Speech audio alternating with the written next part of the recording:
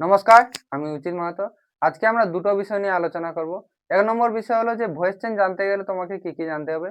2 নম্বর বিষয় হলো যে ভয়েস চেঞ্জে এক্সপার্ট হওয়ার জন্য আমি কি করেছি। প্রথমেই বলে দিই, ক্লাস 6, 7, 8, 9, 10, 11, 12 সরকারি চাকরি এবং English understanding and speaking English সব ক্ষেত্রেই ভয়েস চেঞ্জ কাজে লাগে।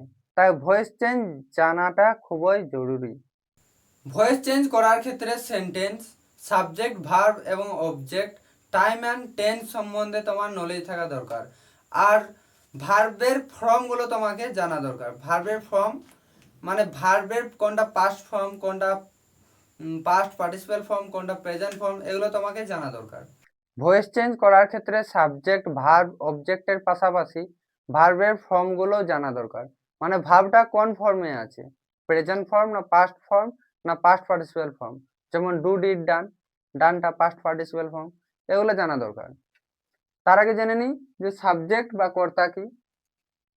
সাবজেক্ট কি বা কর্তা কি? যে কাজটা করে তাকে সাবজেক্ট বলে। যে কাজটা করে করে তাকে সাবজেক্ট বলে। আর ভার্ব বা ক্রিয়া কি? যে শব্দের দ্বারা কোনো কিছু করা বা হওয়া বোঝায়। যে শব্দের দ্বারা কোনো কিছু করা বা হওয়া বোঝায়।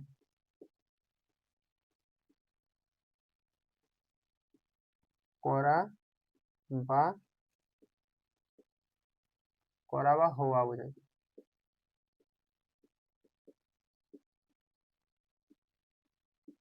যেমন রাম ইট রাইস, তাহলে কে কাজটা কে করছে, মানে ভাতটা কে খাচ্ছে? রাম ভাত খায়। রাম ভাতটা কে হচ্ছে? রাম। তাহলে রামটা হবে সাবজেক্ট।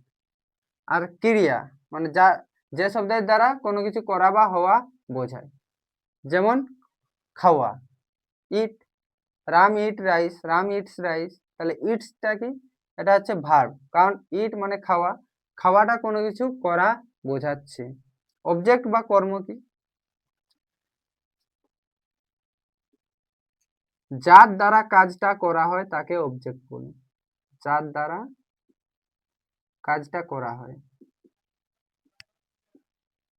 যার দ্বারা কাজটা করা হয় তাকে অবজেক্ট বলে। যার দ্বারা কাজটা করা হয়, যেমন রাম ইটস রাইস, তাহলে রাইস মানে ভাত, ভাতের দ্বারা রামের খাওয়া হচ্ছে। তাই ইটস ভার্ব, সাবজেক্ট হচ্ছে রাম, আর রাইসটা হচ্ছে অবজেক্ট। এই ধরনের বেসিক নলেজগুলো আশা করি তুমি নিশ্চয় আগে থেকে জানো।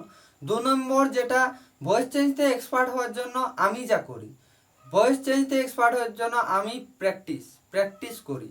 তুমি ঠিকই শুনেছো, প্র্যাকটিস ভয়েস চেঞ্জের ক্ষেত্রে খুবই দরকার। থ্যাংক ইউ ভিডিওটা দেখার জন্য। এরপর থেকে আমি ভয়েস চেঞ্জের কনসেপ্ট এক এক করে শেষ করব।